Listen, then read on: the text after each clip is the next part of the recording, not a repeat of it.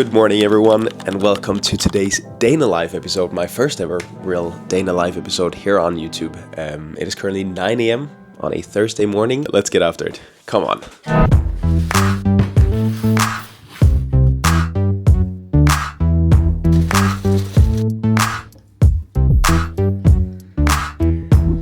An automatic bread toaster is one of those things you never thought existed. It does.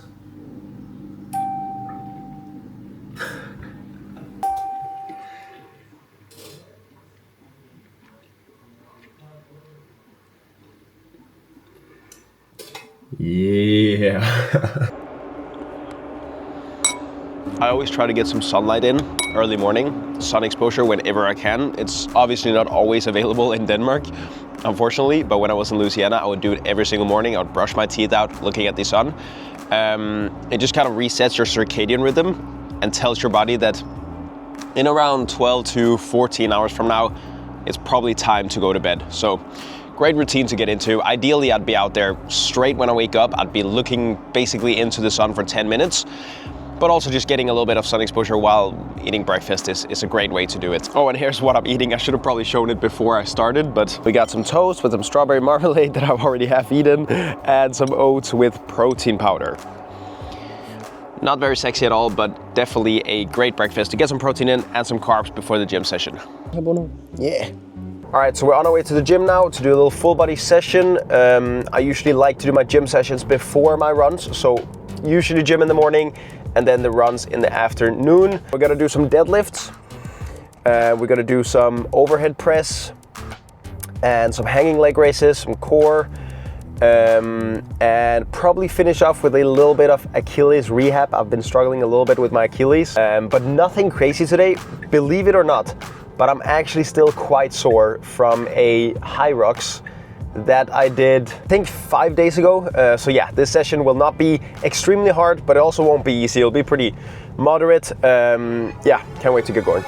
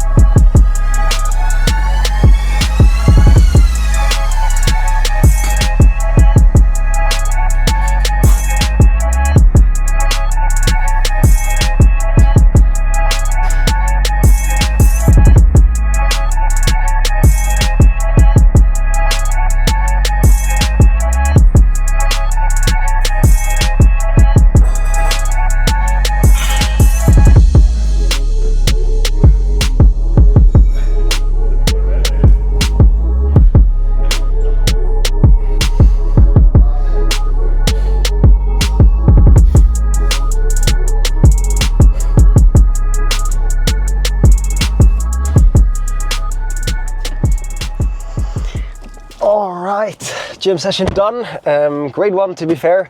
Didn't feel the freshest beforehand, but I think after it I actually feel better than I did before. So now it's all about getting home, getting something to eat, recovering and getting ready for the run later on. It's always funny and a bit challenging when you have to record everything in the gym with other people. But one benefit of moving to a new country and not knowing anyone is that you don't care. So let's get home, let's get recovering, and let's get on with our days. All right, we're back home from the gym. I'll answer a couple Q&A questions right now, and then I'll answer some of them later. We have a little meal cooked up here, some rice, some chicken, not the most exciting meal at all, but we also have some béarnaise sauce. If you are Swedish or Danish, you know this one. Absolute lifesaver, goes with everything. Love béarnaise sauce. So what I'm thinking here is we can do some of the Q&A questions now, and then we'll do the rest later. So first one comes from Villy Hardis, and it is how to balance football, running, and gym. The three golden keys here, right? if I add speed to this as well, then we would have the 4 keys of everything. This is a hard one. It's something I've been going throughout my entire career, really. And I think it depends mainly on what your goal is, okay? Boring answer, but if your goal is football, okay, if that is your main thing, you want to go as far as possible in football, then the strength training is all about becoming more strong and explosive for football. And the running is about getting as good of conditioning as possible for football. If we just talk real quick about some things, I would say order of sessions is important. Structuring it based off usually CNS fatigue is what I do. So central nervous system fatigue, that means doing your speed sessions first whenever you can. That means doing your gym work after that, and then your kind of technical work or football session last. If you could kind of order it like that. You could also do speed first and then football session and then gym, depending on priorities. But ordering it like that is very important to get the most out of every training session. It's a tough one. It's especially when we throw football in there, because if you just do strength and lifting, which is the classic hybrid athlete you see on TikTok, right? Which is me right now, basically. It becomes a little bit easier because you're not as worried about fatigue carrying into training sessions and games, which you would be in football. But yeah, that does not mean that you can't make progress in all 3 at the same time. You definitely can. You just have to kind of, first of all, think about what your priorities are, and then yeah, shoot me a message what your priorities are, and then we can kind of look closer at it. I know this guy, I know he's also kind of a footballer who loves running and gym and all that stuff. So I love connecting with you guys that are like that. Okay, question number 2. Hope you got a decent answer there. Well, not a question. Ashton Bonsall says, come to Australia. You know what? Australia has actually been, by the way, I'm forgetting to eat here, but Australia has been something I've been looking at a little bit in terms of a place that looks cool to just live in, and cool as someone trying to start their own thing, start their own business. A lot of, I guess, like-minded people in these big cities. Definitely looks like a cool place. The only thing is, Ashton, that Australia is the furthest away you can get from Denmark. Literally, if we dig a hole in the ground right now, I think we'd end up in, what is it, New Zealand or Australia? Yeah, and I've already lived in the US for 4 years, being so far away from here that I don't see it happening anytime soon, but it's still in my mind, okay? I won't forget it, and as a vacation, it might have to happen soon, all right? Miss you, Ashton. Hope you're doing well. Jose Hoya asks, who's your barber back home? So Jose was my barber in Louisiana when I went to college there. Great barber, by the way. Shout out to Jose. I hope you don't mean this in a bad way, because my hair is kind of growing crazy right now. But I'm actually trying to figure stuff out. So if you're from Denmark, if you're from Silkeborg area or Aarhus or anywhere near here, shout out your best barber, okay? Give them a little shout out, and then I'll check them out, because I still need to kind of find who to stick with here. That's the 3 questions I'll answer right now, and then I'll do the rest when I get home. I have to walk Bruno a little bit. He is getting a little bit impatient here. Bruno. Okay. Yeah, he doesn't care about me. Yeah, see you.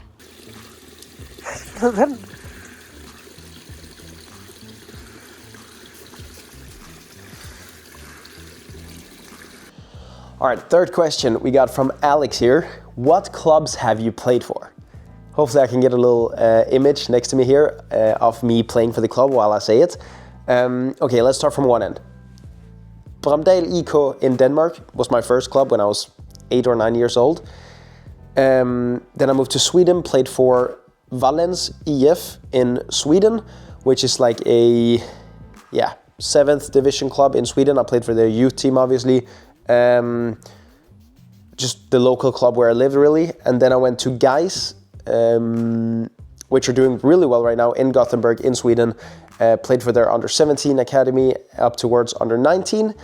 And then I went to Stenungsunds IF, which is a 4th division team in Sweden, and I played for their men's team for around 2 years, I think, before I moved to the US. So then I went to college soccer.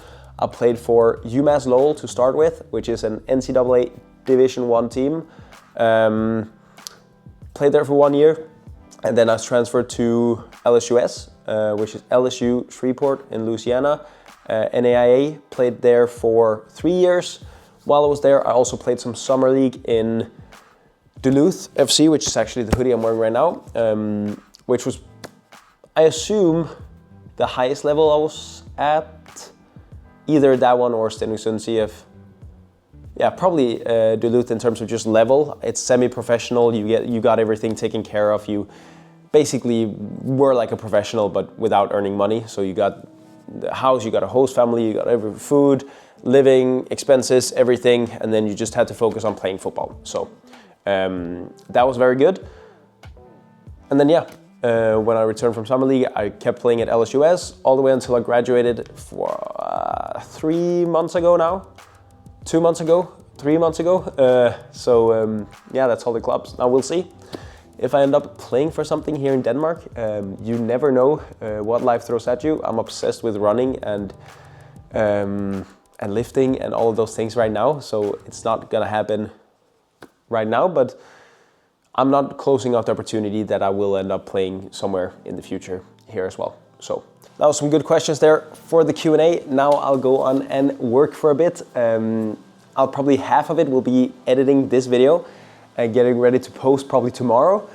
And then half of it will be some client programming for my current players in the programs. They need some new faces, some of them. It is pissing down right now as I'm speaking. I hope this doesn't mean that my track session is gonna be... No, it'll be fine. The track can handle some rain. I'm actually very excited for this session, which, yeah, I have to get my head around. How am I excited for an interval session? Something has gone wrong here, because a couple of years ago, I would be draining it. So, yeah, that's what's gonna happen now. You guys might wonder, do you just train every single day and you just don't do anything else? No, I mean, I do have to do some work as well.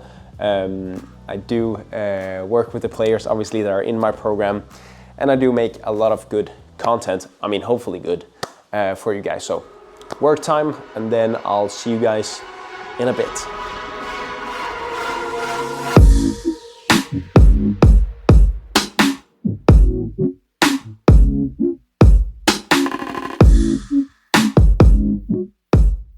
I can already think of that edit of that one guy that has all the gear in the world and still runs mediocre times. And that might be me, but you know what? I don't spend any money on alcohol. I don't spend any money on any type of drinks. I barely go out to eat. Let me spend money on gear, please. Let me have that one, because I love gear in general. I could probably make a whole video of all the gear I have. So yeah, once I get to the stadium or to the track, then I'll explain to you guys what we're gonna be doing today exactly. So I'll see you there. All right, so here's what we'll do today. It'll be a VO2 max workout. So a bit faster than a regular easy run or a threshold workout. I haven't done one of these in, let's see, maybe a year or so, which is also why I'm incredibly excited for this one. It's gonna be 10 times 2 minutes at VO2 max pace, which for me is around 3:39 estimated. So try to hit a 3:39 per kilometer pace for those 2 minutes, and then a 90-second jog rest, and repeating that 10 times. Now, before we even do that, it'll be a 2-kilometer warm-up, so I'll probably be jogging just out and about on the road, and then I'll do the workout itself on the track, just because I get very bored of just running around on a track for 1 hour or 1.5 hours. So yeah, 2-kilometer easy pace warm up now, then into the track, do the VO2 max intervals, then a little cool down outside of the track as well, and then we're good to go. Can't believe I'm excited for a VO2 max workout, but hey, let's get after it. All right, at the track, the warm up was a little bit longer than expected. I had to go and find a toilet real quick. So, but we're at this track. Absolutely beautiful track here. So I'm just gonna do a couple strides here first. I usually do that before fast workouts. So I'm gonna do 3 times 15 seconds where I'm really building up to a fast pace and just resting a lot in between. So I'll be able to record some of that, and then I won't be able to record once the workout starts. See you then. Yeah, I hate running. I'm never doing that again. Psych. That was actually a great workout. The thing is, I've been doing boring, slow zone 2 runs, easy runs for I don't know how long now, and just some thresholds. So to finally do a workout where I can actually feel that I'm alive and I actually get to push myself that hard, it feels so good. It feels very good. Yeah, it's a blessing to be able to do these type of things without feeling any niggles, without feeling any injuries. So yeah, that's why I could never say that I hate this stuff, because I love it. But it was hard. It was hard, but it was a controlled hard. I was very happy with how I was able to kind of hit the paces. I was able to kind of hit the 3:30 to 3:39 pace pretty comfortably. I don't want to say comfortably, but pretty controlled.